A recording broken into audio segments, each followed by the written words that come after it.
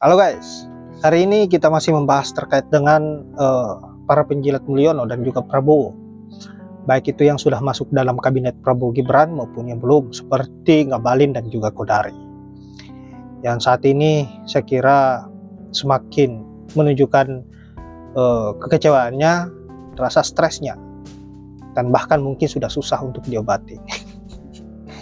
Bukan hanya itu, netizen juga memberikan komentar-komentar lucunya terhadap para penjilat-penjilat ini yang mudah goyah hanya karena sebuah jabatan, dan bahkan ada yang menjual agama demi sebuah jabatan seperti Gus Miftah dan Babe Haikal.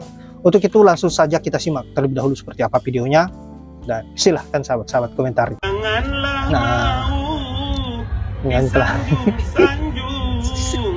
engkau digelar manusia agung. Kasihan juga lihatnya. Sadarlah diri, tahu diuntung sebelum masa keranda diusung. Bila Israel datang memanggil, jasad terkujur di pembaringan, seluruh tubuh akan menggigil. Mudah-mudahan setelah ini dipanggil Pak Ngabalin. Sekujur badan kan kedinginan. Oke. Assalamualaikum warahmatullahi wabarakatuh.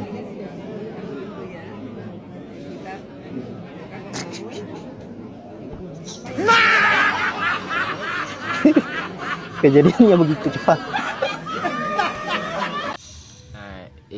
Halo guys, waktu Pak Prabowo memanggil calon-calon menteri atau wamen, saya itu menunggu idola saya banget, yang betul-betul yang satu ngebela Jokowi mati-matian, yang satu lagi ngebela Prabowo mati-matian.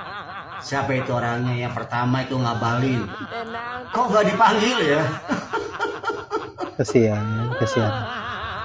Padahal udah ngejilat sana, ngejilat sini. Dan yang paling top itu, idola saya itu adalah Permadi Arya, alias Abu Janda. Katanya sudah masuk struktur tuh.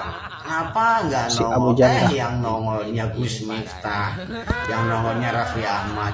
Padahal saya berharap itu Permadi Arya itu cocoknya jadi Menteri Agama.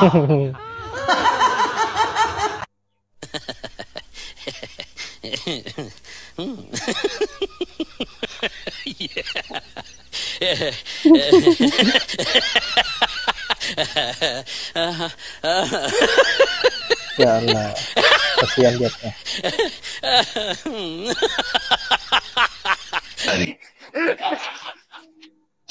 Kok nggak dipanggil?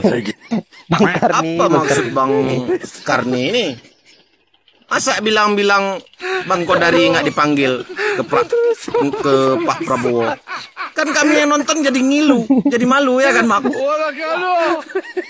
Jangan kayak gitulah Bang. Masa mengulti orang di depan-depannya, nanti bisa bertungki. Sedih. Abang mau jadi apa?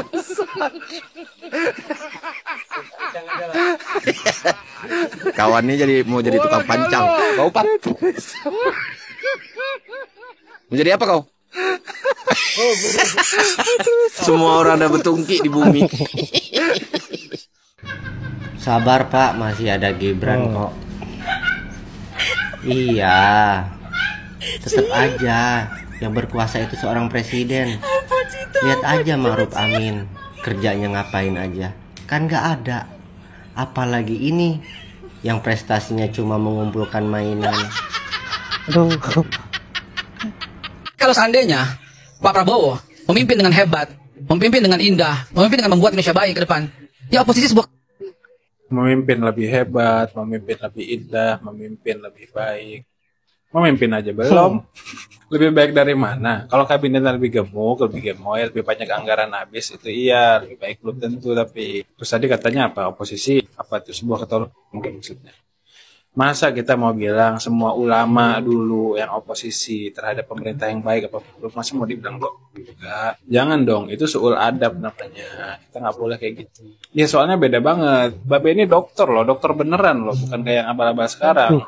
Cuma kok pas masuk kolam IQ-nya langsung jeblok begitu kan. Gue jadi nyesel juga nih pernah belajar dari seorang yang sekarang, mohon maaf, satu kolam nih sama Abu Janda.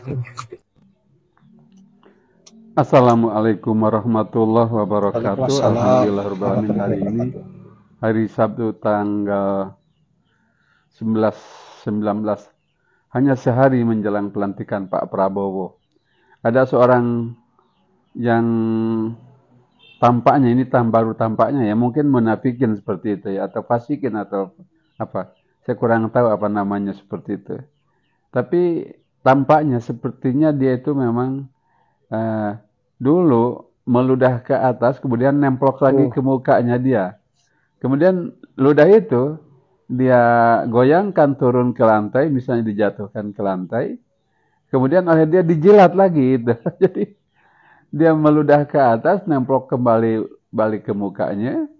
Kemudian dia gibiskan gitu, jatuh di lantai, dia jilat lagi. Ulamanya seperti itu. Kira-kira seperti apa ya? Kira-kira. Tapi kita dengarkan aja dulu nih, ya. Seperti apa sih dia ngomongnya? Sebaik-baik ulama itu ulama yang menjauhi pintu penguasa, ya. Dan seburuk-buruk ulama yang mendekat pintu penguasa. Sampai-sampai Ka'ab bin Malik bilang apa? Lalat yang mengerubungi bangkai di matanya beliau itu lebih bagus daripada ulama yang mengerubungi penguasa. Hina, tahu nggak? Hina. Itulah sebabnya saya akan tetap oposisi siapapun presidennya. Mau Pak Dia bukan pejabat. Kita tidak tahu apa dia maksudnya. Apa maksudnya? Disiplin ilmunya yang dia miliki untuk mengatur negara ini. Seperti pun ada yang namanya si Abu Janda seperti itu. Nah ini dia nih seperti itu tuh. Ya, jangan sampai kita seperti itu. Kita tetap dukung Pak Anies. Assalamualaikum. Salam logika, guys. Akhirnya gua menemukan kata atau julukan yang tepat untuk menamai kabinet Prabowo Gibran kali ini. Apa itu? Yaitu kabinet balas budi. Karena apa? Ya, karena dalam kabinet ini ada Budiman Sujatmiko, ada Budi Ari, ada Budi Santoso, ada Budi Sadikin, dan Budi Gunawan. Terakhir ada Budi Haikal. Itu mah bukan Budi tapi Babe Haikal. Artinya tahun 2024 ini adalah tahunnya si Budi. Gimana? Setuju? Setuju.